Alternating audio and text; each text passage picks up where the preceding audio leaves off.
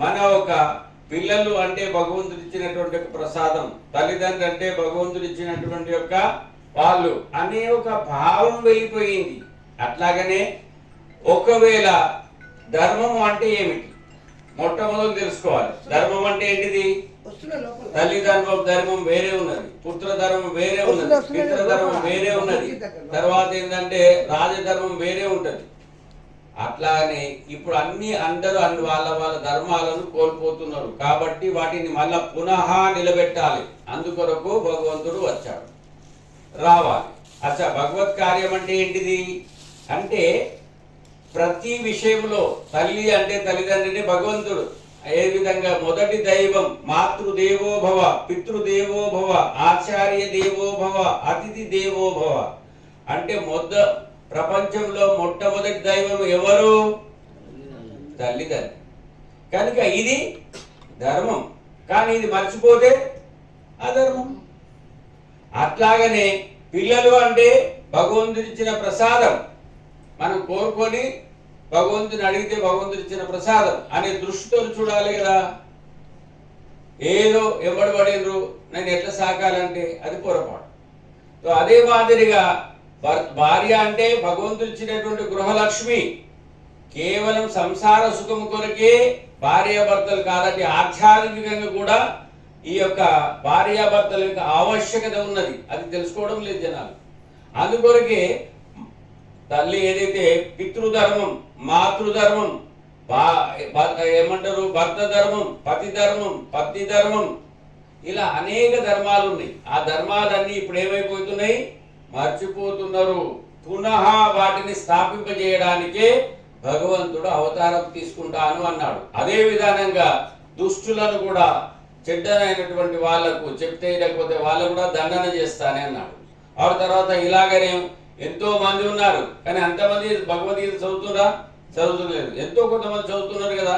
వాళ్లకు రక్షించడానికి, వాళ్లకు ఉత్సాహం ఇవ్వడానికి అనన్యా చింతయంతో మాం ఏ జనః పర్యుపాస్తే తేషాభినిత్యాభియుక్తానాం యోగక్షేమం వహామ్యహం అంటే ఎవరైతే పూర్తి నమ్మకంతోని నా కొరకే ప్రయత్నం చేస్తారో వాళ్ళ యొక్క యోగక్షేమాలని కూడా నేనే చూసుకుంటాను అని భగవంతుడు చెప్పాడు. మన ఒక రక్షణ కొరకు భగవత్ కార్యం నిరంతరం చేసేవాళ్ళు. కానీ ఇప్పుడు మన భగవంతుని పని అంటే ఏంటిది మనం తెలుసుకోవాలి. భగవంతుని పని అంటే ఏంటిది? ఇగో ఈ 4 ధర్మాలు కాపాడాలండి. ఏంటిది? మాతృదేవో భవ, పితృదేవో భవ, ఆచార్య దేవో భవ, అతిథి దేవో భవ, దైవో భవ. ఇవి 5 మాటలు నిలబెడితే మనము ధర్మాన్ని నిలబెట్టినట్టు, లేకపోతే ధర్మాన్ని వదిలిపెట్టినట్టు. కనుక వీటిని నిలబెట్టడం కొరకు నేను అవతారం తీసుకుంటానన్నాడు. ఇవే ఒకవేళ మనం నిలబెడితే మనం ఆ అవతార కార్యం చేసినట్లే, భగవత్ కార్యం చేసినట్లే. ఇది అర్థం చేసుకోవడం లేదు. పుణ్యం వస్తుందని ఏదైనా గీతా మహాత్మ్యం చదువుతారు. ఈ ఒక శ్లోకం చదివితే నీకు ఇంత పుణ్యము, ఒక అధ్యాయం చదివితే ఇంత పుణ్యము, 6 అధ్యాయాలు చదివితే ఇంత పుణ్యము. అరే పుణ్యం ఎట్లన్నా వస్తుంది మంచి పని చేస్తే. కానీ పురుషార్థం ఏది? పుణ్యంతో పాటు ఏం కావాలి? పురుషార్థం కూడా. పురుషార్థం అంటే ప్రయత్నం అండి. పురుషార్థం అంటే ఏంటిది? మానవ ప్రయత్నం. మనం చూసినట్లయితే ఎత్ర యోగేశ్వర కృష్ణో ఎత్ర పార్థో ధనుర్ధర తత్ర శ్రీర్ విజయోర్భూతి ధ్రువాని తిరుమతిర్మమ అని ఏం చెప్పుడు? ఎక్కడైతే యోగేశ్వరుడకు కృష్ణుడు ఆరు ధనుధారియకు అర్జునుడు ఉంటాడో అక్కడ ఐశ్వర్యము విజయము తప్పక ఉండున్నాడు. నా సొంతుడు ఏం చేసిండంటే ఆ కృష్ణుడు అర్జునుడు బొమ్మలన్నీ ఇట్లా నిలుపుకున్నాడు. ఎందుకంటే ఐశ్వర్యం విజయం వస్తుంది, ఏమి రాలేదు. నా సొంతుడు పోతే ఏమయ్యా నువ్వు చెప్పినావు, నీ మాటలు నేను తెచ్చిపెట్టుకున్నా అంటే నా మాట పూర్తి చేయలేదు నువ్వు అని. నేనేం చెప్పిన ఫోటో పెట్టుకోమనిలే. కృష్ణుడు అంటే భగవత్ కృప, అర్జునుడు అంటే మానవ ప్రయత్నం. ఇవి 2 కలిస్తే విజయం ఐశ్వర్యం ఉంటుందా లేదా అన్న ఉంటుంది. అట్లాగనే ఒక దగ్గర ఏమైపోయిందంటే ఒక ఆయన వచ్చి నాకు జర బాగా కష్టం ఉన్నది, నాకు ఏదైనా ఇబ్బందులు ఉన్నాయి, నేను ఏం చేయాలన్నాడు. రోజు నువ్వు స్నానం చేసి సూర్యోపాసన చేయమను. ఆయన అందులో ఒక శ్లోకం ఉండే ఆదిదేవా నమస్తుభ్యం ప్రసీద మమవాస్కర దివాకర నమస్తుభ్యం ప్రభాకర నమోస్తుతే ఆదిత్య నమస్కారం ఏ కుర్వంతి దినే దినే జన్మాంతర సహస్రేషు దారిద్రం నోపజాయతే. రోజు పాపం 6 గంటలకే స్నానం చేసిండు, సూర్యోదయం కాగానే సూర్యుడికి 2 చేతులు నమస్కారం పెట్టి నీళ్ళు ఆర్ఘ్యం ఇచ్చి 40 రోజులు చేసిండు. ఎన్ని రోజులు చేసిండు? 40 రోజులు చేసిండు. కానీ మళ్ళీ ఏమి దారిద్రము ఎట్లున్నదో అట్లనే ఉన్నాడు. మళ్ళీ వచ్చిండు, నా దగ్గరికి వచ్చి ఏమన్నా నువ్వు ఏం చెప్తే ఇట్లా అయిపోయింది అన్నాడు. నేనేం చెప్పినా నువ్వు సరిగిన లేదన్నా. సూర్యోపాసన చేయమన్నా. సూర్యుడు అంటే నిరంతర కర్మయోగి, నాన్ స్టాప్ 24 గంటలు పనిచేసేవాడు ఎవరన్నా ఉన్నారంటే సూర్యుడు మాత్రమే ఉన్నాడు. మనకు చీకటి అవుతుంది కానీ అమెరికలో ఏమవుతుంది? తెల్లారుతుంది. అంటే నిరంతరం పనిచేస్తుడు కదా ఆయన. అందువల్ల ఏంటంటే ఆయన 24 గంటలు పనిచేస్తుడు. పై నువ్వు 8 గంటలన్నా కరెక్ట్ పని చేసినావా? చేయలేదు, మరి దాని ఎట్లా అవుతుంది? సూర్యోపాసన చేయమన్నా. అట్లాగనే మనం ఏంటిదంటే మన ఒక దినచర్యలో ఏం చేయాలి, ఎట్లా చేయాలి, ఏ విధంగా ఉండాలి అనేటువంటిది భగవంతుడు స్పష్టంగా చెప్పాడు. ఇంకో ప్రశ్న జవాబు కూడా ఇస్తా. భగవంతుడే మింగడ వచ్చి ఏం కావాలని కోరుకుంటాం మీరు చెప్పండి. ఒకవేళ రానే రాడు, ఒకవేళ వచ్చిండే అనుకో, వస్తే మీరేం కోరుకుంటారు చెప్పండి.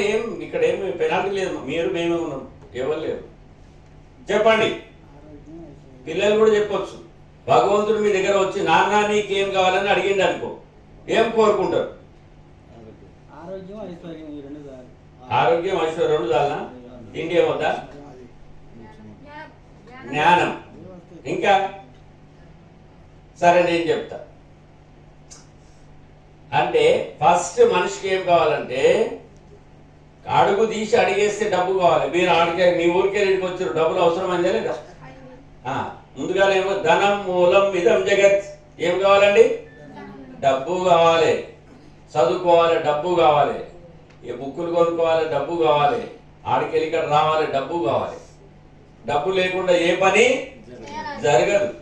అందుకొరకే భగవంతుని మనం ఏం కోరుకోవాలి అంటే కరాగ్రే వసతి లక్ష్మి. ఏం కావాలి మనకు? లక్ష్మి కావాలా లేదా? కావాలి. అందుకే ఎవరిని అడగాలి? భగవంతుని అడగాలి. ఎవరిని అడగాలి? భగవంతుని అడగాలి. ఎప్పుడు అడగాలి? పొద్దున్న లేస్తేనే. పిల్లవాడు లేవగానే అమ్మ అన్నాడు అనుకో, తల్లికి సంతోషం.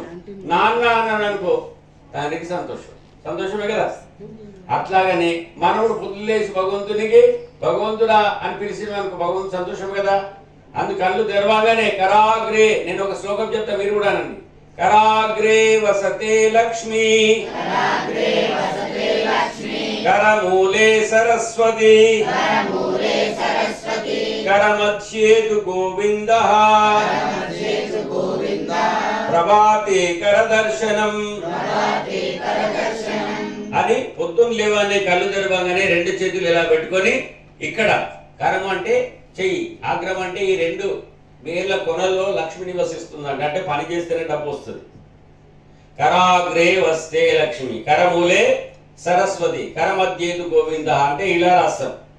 సరస్వతి అంటే ఇలా రాస్తాం కాబట్టి ఇక్కడ సరస్వతి. ఇక్కడ పని చేస్తే లక్ష్మి వస్తుంది కాబట్టి కరాగ్రే అంటే చెయ్యి ఈ ఒక వేళ్ళ యొక్క చివరి భాగంలో లక్ష్మి నివసిస్తుందండి. ఇక్కడ సరస్వతి ఉంటుంది ఈ మూల భాగంలో, మధ్యన గోవిందుడు ఉంటాడు. కనుక ఇవి అవసరం. ఏమేమి కావాలి మనకు? లక్ష్మి కావాలి. నా దగ్గర 1,00,000 రూపాయలు ఉన్నాయి, కానీ ఆ 1,00,000 రూపాయలు తీసుకొని నేను క్లబ్కు పోవచ్చు, ప్యాకార్డ్ ఆడవచ్చు, లేకపోతే దుబారా ఖర్చు చేయొచ్చు. కానీ ఇది తప్పు నాయన. ఇలా చేయాలంటే జ్ఞానం కావాలి. ఏం కావాలి? జ్ఞానం కావాలి. అందుకే కరమూలే సరస్వతి.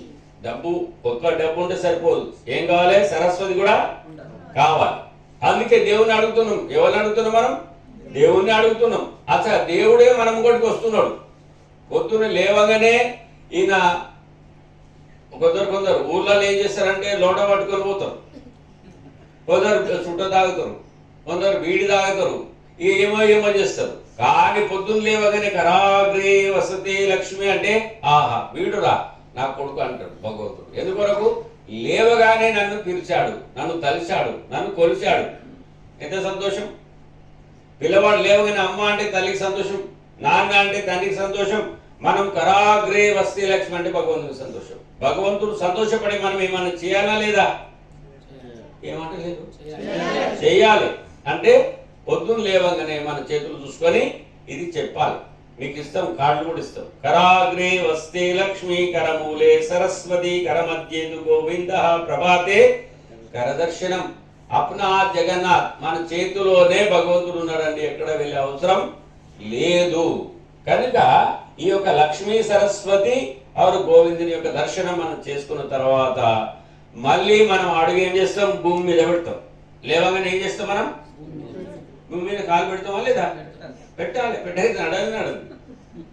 కనుక అందుకే మనకు కావలసిన అన్ని పదార్థాలు ఎవరు ఇస్తున్నారు? భూమి ఇస్తుంది. పండ్లు, ఫలాలు, ఈ యొక్క మన ధాన్యాలు అన్ని ఎవరిస్తారు మనకు? భూమిలోకి వెళ్ళి వస్తాయి కదా. అందుకొరకు భూమికి ఒకసారి నమస్కారం చేయాలి. మనం మర్చిపోయే ఎవరికైనా తాకితేనే కళ్ళు నెత్తికెక్కినాయి అంటారు. కానీ మనకు కావాల్సిన అన్ని పదార్థాలు తింటున్నాం, మళ్ళీ భూమి మీద వదిలేస్తుంది. అయినా కానీ మనల్ని రక్షిస్తుంది. కనుక ఒకసారి భూమాత కూడా మనం నమస్కారం చెయ్యాలి. లేస్తని సముద్రవసనే దేవి అనండి. సముద్రవసనే దేవి పర్వతస్తన మండలే విష్ణుపత్ని నమస్తుభ్యం పాదస్పర్శం క్షమస్వమే అని ఒకసారి భూమికి నమస్కారం చేసినాం. ముందుగా మనం భగవంతుని ఏం కోరుకున్నాం? లక్ష్మి సరస్వతి గోవిందుని దర్శనం చేసినాం. భూమాతకు నమస్కారం చేసినాం. మళ్ళీ ఇప్పుడు భగవంతుని నమస్కారం చేయాలి. వసుదేవ సుతం దేవం కంస చానూరమర్దనం దేవకీ పరమానందం కృష్ణం వందే జగద్గురుం. ఇల్లేమంటున్నాడు అంటే మనం ఒక దేవకీ పరమానందం అంటే కృష్ణుడు జగత్కు గురువు, కానీ వాళ్ళొక తల్లి అయిన దేవకీ వసుదేవులకు సంతోష పెట్టేవాడు. మనం చిన్నప్పటి నుంచే పెద్దలను భయపెడుతుంటాం. అట్లా కాదు, ఏం చేయాలి? వాళ్ళకి సంతోష పెట్టాలి.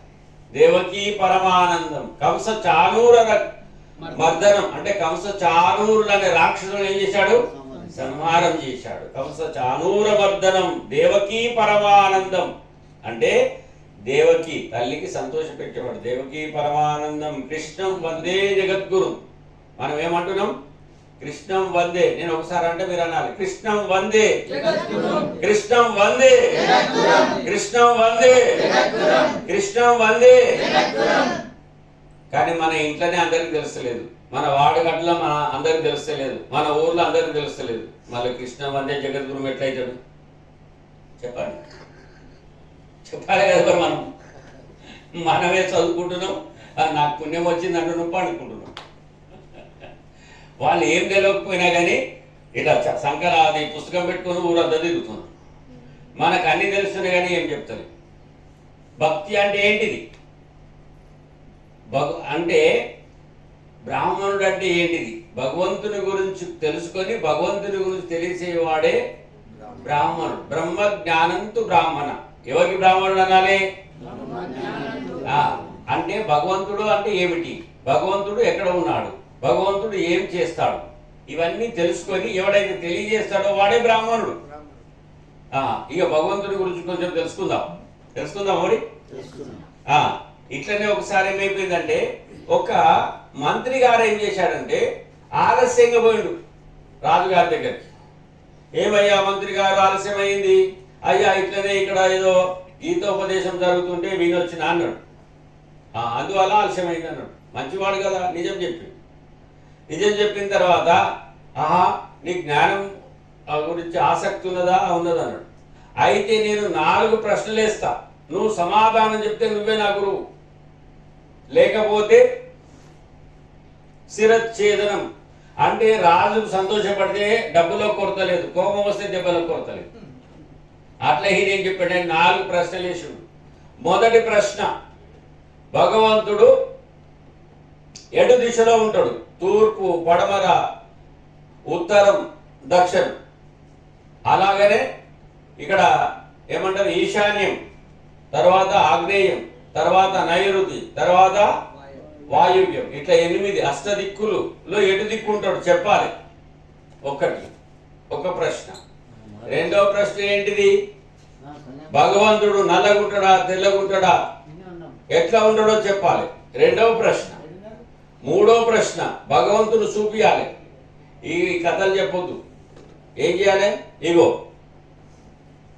దేవుడిగో చూపియాలి నాకు. నాలుగో ప్రశ్న, అసలు ఉన్నారు అంటుండా, ఆయన చేసే పని తింటుండా పంటుండా, ఏం చేస్తాడు దేవుడు అని చెప్పాలి. నాలుగో ప్రశ్న. ఈ 4 ప్రశ్నలు వేసిండు. 40 రోజులు టైం కూడా ఇచ్చిండు. ఎంత? 40 రోజులు టైం ఇస్తున్నా. ఇవి నేర్చుకొని నా దగ్గరికి రా, అప్పుడు నువ్వు ఇది చెప్తే నువ్వు చెప్పినట్టుగా నేను ఇంటా అని రాజు చెప్పిండు. ఇక మంత్రి ఇంటికి పోయిండు సంతోషంగా, గ్రంథాలన్నీ లేపుతున్నాడు. సూటి సమాధానం దొరుకుతలేదు. ఇక 10 రోజులైంది, 15 రోజులైంది, 20 రోజులైంది, ఇక 30 రోజులు కూడా అవుతుంది. మంత్రి పక్కగా అవుతుంది. ఇట్లా ఎందుకొరకు? శిరచ్ఛేదనం, నాకు జవాబు దొరకలేదు, నా పని కంప్లీట్ అయిపోయింది అని భయపడుతుంది. ఆ ఎంబడే ఇక మన ఈ గురువు ఆయన ఏం చేశాడంటే, ఆ ఆవులు కాసే పిల్లవాడు ఉండు, ఎంత 12-15 సంవత్సరాలే ఉన్నాడు. వచ్చి మంత్రి గారు ఏమో చాలా పక్క చిక్కిపోతున్నారు ఏమండి అని అడిగాడు. కోరిరా బాబు, ఇది చాలా పెద్ద సమస్య అంటే, చూడండి మంత్రి గారు, నీ ముత్యాలు కింద పడాయి కదా, చెప్తే నేను చెప్పవచ్చు, చెప్పకపోతే చెప్పకపోవచ్చు, ఆయన చెప్పండి అంటే చెప్పింది. ఈ చిన్న విషయం, దీని ఆన్సర్ చెప్తా అంటున్నాడు పిల్లోడు. చెప్పురా నాయన అంటుడు, నీకు చెప్పా అంటుడు. మళ్ళీ ఎవరికి చెప్తావు? రాజుకే చెప్తా. నీకు ఉపాయం కూడా చూపిస్తా. నువ్వు చెప్పకపోతే రాజు నీ శిరచ్ఛేదనం చేస్తాడు. నువ్వు ఒక ఉత్తరం రాసి, నేనెందుకు రావాలి, నా దగ్గర పనిచేసే పిల్లవాడు దీనికి ఆన్సర్ ఇస్తాడని ఉత్తరం రాసి, మిగతా కార్యక్రమం ఉందని ఏం చేస్తాను, నువ్వు బతుకు, నీ ఇష్టం అనగానే ధనాదాన్ని ఉత్తరం రాసి, బతకాలనే ఆశ ఉంటుంది కదా మనిషికి. ధనాదాన్ని ఉత్తరం రాసింది. ఉత్తరం తీసుకుపోయి రాజుకి ఇచ్చి, ఇగో నీకు ఒక 5 రోజుల సమయం ఇస్తున్నా. ఇక్కడ ఏ విధంగా అయితే మన తెలంగాణలో వారోత్సవాలు జరుగుతున్నాయో అక్కడ కూడా ఒక మంచి వైకుంఠ ఏకాదశి రోజు ఏర్పాటు చేయి, ఆ రోజు నేను దీని గురించి చెప్తాను అనగానే అక్కడ మంచి ఒక సభ ఏమంటారు దండోరేపించాడు రాజుగారు. ఈ 4 ప్రశ్నలకు సమాధానం తెలుసుకునే భక్తులు, సజ్జనులు, సాధువులు, సత్పురుషులు, పురజనులు, నగరజనులు అందరూ రావాలని దండలు వేసింది. మొత్తం లక్షల మంది ఏకత్రితమయ్యారు. ఇక రాజు పిల్లవాడు కూడా వచ్చిండు. రాజు కూడా ఇక్కడ రాజసింహాసనం పక్కకు పిల్లవానికి ఆసనం ఏర్పాటు చేసిండు. వేసిన తర్వాత పిల్లవాడు కూర్చొని రాజుగారిని అడుగుతున్నాడు, అయ్యా, ఇచ్చేవాని చెయ్యి పైన ఉంటుంది అంటారు, తీసుకున్న వాని చెయ్యి కింద ఉంటుంది, నిజమేనా అన్నాడు. అవును నిజమే అన్నాడు. మరి ఇప్పుడు మీరు అడిగేవాళ్ళు, నేను చెప్పేవాళ్ళు, నా స్థానం పైన ఉండాలి కదా అన్నాడు. అవును అన్నాడు. అనగానే ఏం చేసిండు, దీని కింద ఒక బల్ల వేసేసి దాని మీద సింహ ఆసనం వేసి పెద్దగా అయిపోయాయి. ఏర్పాటు చేయించిండు బట్టలతో. రాజుగారు లేచి నిలబడి సభాముఖంగా మీ ప్రశ్న ఏందో అడగమంటున్నాడు. లేచి నిలబడి ఎవరిని అంటున్నాడు? రాజుని అంటున్నాడు. 15 సంవత్సరాలు మీ లెక్కనే ఉండే 15 సంవత్సరాలు పిల్లవాడు అంటున్నాడు. లేచి నిలబడ్డ రాజుగారు, అయ్యా, నా మొదటి ప్రశ్న ఏంటిది, భగవంతుడు అష్టదిక్కుల్లో ఎటు దిక్కుంటాడో చూపించాలన్నాడు. సరే, రాజుగారు ఒక టేబుల్ తెప్పిమన్నాడు. తెప్పించాడు. తెప్పించినాక దానిలో ఒక ఏమంటారు మోంబత్తి క్యాండిల్ వెలిగించమన్నాడు. వెలిగించినాక దీని ముఖం ఎట్టుందో చూపిమంటాడు. చెప్పమంటున్నాడు. ఎడు దిక్కున్నది, తూర్పుకున్నదా పడమరు ఉన్నదా చెప్పండి, మీరు చెప్పండి. ఎడు దిక్కున్నది? అన్ని దిక్కులు ఉన్నది. అన్ని దిక్కులు ఉన్నది కదా. సహస్రశీర్షం దేవం విశ్వాక్షం విశ్వశంభువం విశ్వన్నారాయణం దేవం అక్షరం పరమం పదం విశ్వత పరమా నిత్యం విశ్వం నారాయణం హరిం విశ్వమేవేదం పురుషం తద్విశ్వాముపజీవతి పతిం విశ్వస్యాత్మేశ్వరం శాశ్వతం శివమచ్యుతం అంతర్బహిషతస్తరం వ్యాప్య నారాయణ స్థిత అన్నాడు. ఏమన్నాడు? లోపల బయట అనగా అంతటా ఉన్నాడండి. అయితే అంతటా ఉన్నటువంటి వాడు ఈ ఒక మోంబత్తి అన్ని దిక్కులు కనబడితే భగవంతుడు అన్ని దిక్కులు కనబడడా? ఆయన అన్ని దిక్కులు ఉన్నాడు, ఇటు అటు అనే అవసరం లేదు. భగవంతుడు సర్వంతర్యామి, అన్ని దిక్కులో ఉన్నాడు, అంతటా ఉన్నాడు అని అక్కడ కూర్చున్నటువంటి వాళ్ళని అడిగిండు. అలా అంత ఒప్పుకున్నారు. మీరు ఒప్పుకున్నారా లేదా? ఒప్పుకున్నారు. రాజు కూడా ఒప్పుకున్నాడు. ఇక రెండవ ప్రశ్న ఏంటిది? భగవంతుడు తెల్లగున్నాడా నల్లగున్నాడా చెప్పాలి. అనగానే ఆవు పాలు తెప్పిమన్నాడు. అన్ని రంగుల ఉన్న ఆవు పాలు తెప్పించి పెట్టిండు. ముందుగానే బకెట్ తీసుకొచ్చి పెట్టిండు. ఒక బకెట్లో పాలు చూసి ఇది తెల్లవ పాల, నల్లవ పాల, ఎర్రవ పాల చెప్పంటుండ్రు రాజు. ఎట్లా చెప్తాడు? చెప్పలేడు. అందుకే రాజుగారు ఆవులు వేరు వేరు పాలొక్కటి, కుండలు వేరు వేరు మన్నొక్కటి, సొమ్ములు వేరు వేరు బంగారం ఒక్కటి. అట్లాగనే భగవంతుడు నానా రూపాలు ఉన్నాయి, కానీ ఆయన ఒకటే కదా.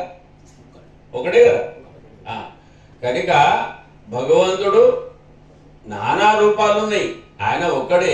కాబట్టి ఆయన తెల్లగా నల్లగా అని లేదు. ఆ ఒక ప్రహ్లాదుని కాపాలంటే నరసింహావతారంలో వచ్చాడు, భక్తుని రక్షణ కొరకు వచ్చాడు. కాబట్టి ఆయనకు రూపం కావాలని కోరుకోలేదు కదా. కనుక మన ఒక సజ్జనులను, సాధువులను, భక్తులను రక్షించడానికి ఆయా సమయాలలో ఆయా రూపం తీసుకోవాల్సి వచ్చింది. కాబట్టి ఆయనకు రూపం అనేది లేదు. మీకు నిజంగా తెలుసుకుంటే అతనికి రూపమే లేదు, భగవంతునికి రూపం లేదు. కానీ మనకొక రూపం తీసుకుంటాడు, అవతారం తీసుకుంటాడు. ఇట్లా చెప్పిన తర్వాత ఇది కూడా భగవంతునికి రంగు రూపం ఏమీ లేదు.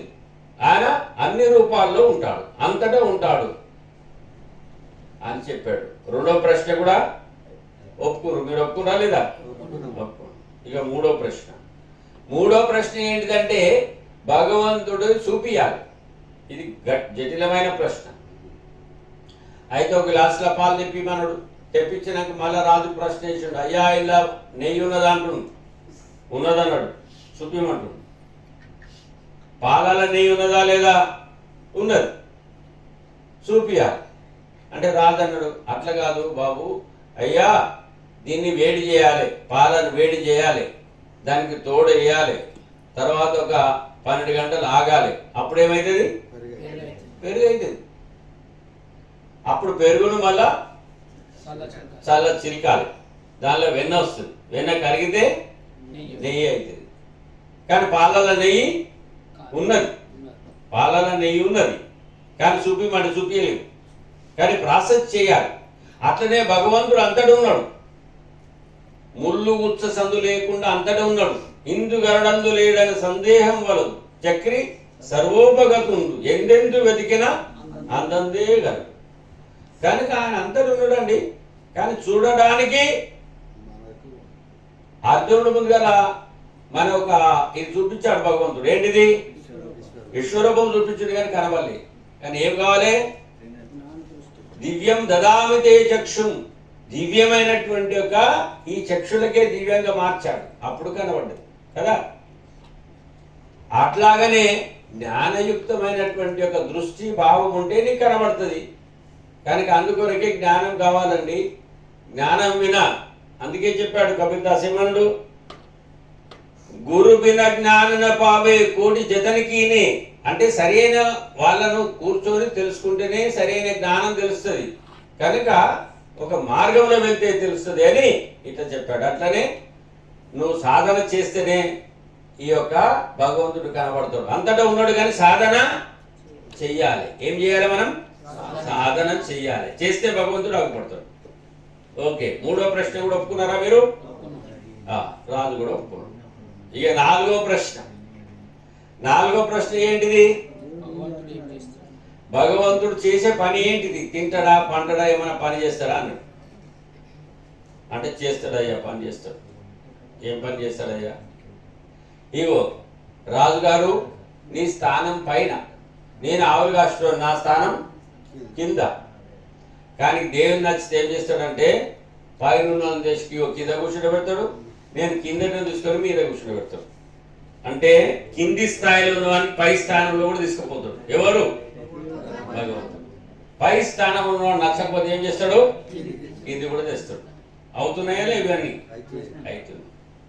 ఇలాగా అని ఎప్పుడైతే చెప్పిండో ఇక అప్పుడు సంతోషపడ్డాడు. అయితే మనం కూడా జల్దీ కంప్లీట్ చేద్దాం. వీళ్ళు గుసగుస పెడుతున్నారు, ఎప్పుడు కంప్లీట్ చేస్తాడు అన్నారు. లేదు, కంప్లీట్ చేయాలి, ఎందుకంటే సమయాన్ని సందర్భాన్ని చూసి చెప్పాలి కదా. అయితే త్రికాల సంధ్య పూర్తి చేసి నేను కంప్లీట్ చేస్తాను. ఎందుకంటే మీరు కూడా దూరం నుంచి వచ్చారు, మళ్ళీ దూరం పోవాలి కదా, అది కూడా గుర్తుపెట్టుకోవాలి. అయితే ముఖ్యంగా ఏంటంటే ఇప్పుడు మనం ఈ యొక్క భక్తి భావం ఉండాలి. తర్వాత మన దగ్గర జ్ఞానం మస్తున్నది, కానీ ఏం చేసినాం? భగవంతునికి ఏం చేసినాం? శీష్ మహల్ అద్దాల మేడ కట్టి అందులో తాళం వేసి పెట్టినాం. ఇక తర్వాత ఈ యొక్క జ్ఞానాన్ని ఏం చేసినాం? పుస్తకంలో పెట్టినాం, లేకపోతే మస్తకంలో కూడా తీసుకున్నాం, కానీ ఆన్నే లాక్ చేసినాం. దాన్ని ఏం చేయాలి? అందరికీ ఇట్లా పంచాలి. పంచుతలే దాన్ని కూడా ఒక విధానం ఉంటుంది. వారంలో ఒకసారి ఒక గంట ఖచ్చితంగా కూర్చోవాలండి. కూర్చోకపోతే ఎంత తెలుస్తుంది? ఎవరో వాళ్ళు ఒక గంట కూర్చుంటారు, వీడు ఒక గంట కూర్చుంటారు, మనం ఎందుకు కూర్చోవద్దు? మరి కూర్చోవాలా లేదా? ఎప్పటిదాకా అయితే కూర్చోమో అప్పటిదాకా మనం ఐక్యత రాదు, మనలో సంఘటిత శక్తి జ్ఞానం కూడా రాదు. और భక్తి ప్రవాహం ఏదైతే వారాలు, ఇవన్నీ జరగాలంటే ఏం చేయాలా? వారంలో ఒకసారి ఒక గంట, అందులో ఒక్క శబ్దం కూడా లేదండి కులం గురించి కానీ మతం గురించి కానీ భగవద్గీతలో ఎక్కడ రాసి పెట్టారు. మానవులు అన్నాడు, అందరూ ఒకటి కావాలన్నాడు. మరి ఎందుకైతే లేవు? దేవుణ్ణి ఒప్పుకుంటున్నాం, దేవుణ్ణి ఒప్పుకుంటలేము. తల్లిదండ్రిని ఒప్పుకుంటున్నాం, తల్లిదండ్రి మాట ఒప్పుకుంటలేము. దేవుని ఒప్పుకుంటున్నాం, దేవుని మాట ఒప్పుకుంటలేము. ఒప్పుకుంటున్నామా? ఒప్పుకుంటలేము. ఒప్పుకోవాలి. అందుకే ఉదయం లేవంగానే కరాగ్రే వస్తే లక్ష్మి, కరమూలే సరస్వతి, కరమధ్యేదు గోవింద, ప్రభాతే కరదర్శనం, సముద్ర వసనే దేవి, పర్వత స్తన మండలే విష్ణుపత్ని నమస్తుభ్యం, పాదస్పర్శం క్షమస్వమే. వసుదేవ సుతం దేవం కంస చానూరమర్దనం, దేవకీ పరమానందం, కృష్ణం వందే జగద్గురుం. ఇగో ఇది ఈ ఒక త్రికాల సంధ్య కార్లు కూడా మన సంతోషాన్ని మీకు తెలుసు కదా, తెలుసు. ఆయన బాధ్యత నేను ఆయనకి ఇయ్యాలని, మీకు ఆయన ఇస్తాడు. ఓకేనా? అట్లాగా నేను భుజించే సమయం కూడా చెప్పి జల్ది కంప్లీట్ చేస్తా. అర్థం చెప్పాలని చాలా టైం పడుతుంది, కానీ ఒక దాన్ని చెప్పి ఆపుతా. భోజనం చేసేటప్పుడు కూడా మనం దేవునికి యాద్ చేయాలి. అది గీతా శ్లోకాలే. ఇట్లా అన్నం రాగానే చూసి మనం ఏంటిది నల్లటి భూమి ఆరు తెల్లటి అన్నం ఆరు చిట్టడి పుట్టాడు భగవంతుడు ఇచ్చాడు, భగవంతుడు ఒకసారి నమస్కారం చేయాలి కదా. అలా చేతులు జోడించి మనం ఆ అన్నానికి నమస్కారం చేసి తినాలి. ఇప్పుడు చెప్తాం భుజించేసాం. యజ్ఞశిష్టాసినస్సంతో ముచ్యంతే సర్వకిల్బిషై, భుంజతే తే త్వగం పాప, ఏ పచంత్యాత్మకారణాత్, యత్కరోషి యదస్నాసి, యజ్జుహోసి దదాస్యేత్, యత్తపస్యసి కౌంతేయ తత్కురుష్వ మదర్పణం. అహం వైశ్వానరో భూత్వా ప్రాణినాం దేహమాశ్రిత, ప్రాణాపాన సమాయుక్త, పచామ్యన్నం చతుర్విధం. ఓం సహనా భవతు, సహనౌ భునక్తు, సహ వీర్యం కరవావహై, తేజస్వినావదీతమస్తు, మా విద్విషావహై. ఓం శాంతి శాంతి శాంతి.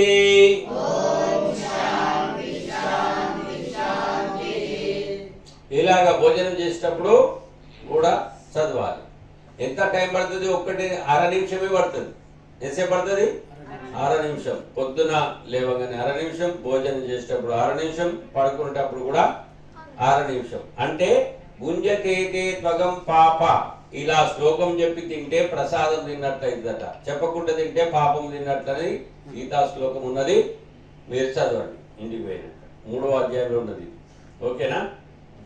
అయితే ఇక పడుకుంటే అప్పుడు కూడా ఉదయం నుంచి సాయంత్రం దాకా అలసిపోతాం, కానీ లేవగానే మళ్ళీ ఫ్రెష్ తయారైపోతాం, మళ్ళీ ఎనర్జీ వస్తుంది. కనుక మనం ఎప్పుడు పండుకున్నాము? మన ఒక అలసట ఎవరు తీశారు? ఎవరు చెప్తారు? భగవంతుడే. కనుక ఆయనకు పండుకునేటప్పుడు కూడా ఒక నమస్కారం చేయాలి. అది కూడా మన మంచి కొరకే. చెప్దాం, రాత్రి పడుకునే సమయం అన్ని పనులు అయిపోయినాక లైట్ బంద్ చేసి చెప్పాలి. ఎందుకంటే ఏం పని పెట్టుకోవద్దు, ఇక దేవునితో ఒడిలో పడుకోవాలి. కృష్ణాయ వాసుదేవాయ హరయే పరమాత్మనే ప్రణత క్లేశనాశాయ గోవిందాయ నమో నమః. కరచరణ కృతం వా